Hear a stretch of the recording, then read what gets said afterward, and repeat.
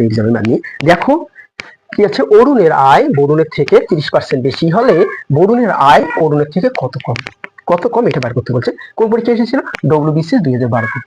অরুণের আয় বরুণের থেকে 30% বেশি, তাহলে অরুণের আয় বরুণের থেকে 30% বেশি, তাহলে ধরো বরুণ, ধরো যেহেতু দেওয়ার এই পার্সেন্টেজ গুলো, তাহলে মনে করো বরুণের আয় হচ্ছে 100।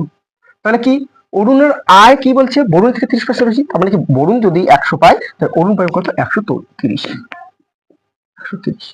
এবার কি বলছে বরুণের আয় অরুণের থেকে কত কম সেটা বাইর করতে বলছে, কত কম। তাহলে এই 130-এ এ কম কত?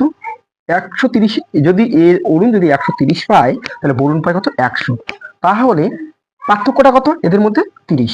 এই 30-এর মানটাই বের করতে বলছে। 30-এর মান কত হবে তাহলে?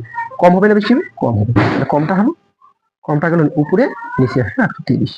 কাটাকাটি করো, 0 0 লিখলাম, এই 0 এই 0 কাটো। এবার এটা দিয়ে এটা গুণ করলে কত হয়?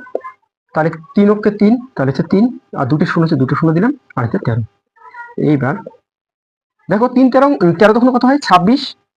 26 বিয়োগ করলে 4 0, 3 13 39, 3 13, তাহলে 3 13 39, 3 13 39 বিয়োগ করলে 1 হচ্ছে 1, দশমিকের বদলে একটা 0, 3 অক্ষে 3, তাহলে কত হচ্ছে? দশমিকের 3 13 39, তাহলে দশমিক কত হচ্ছে এখানে?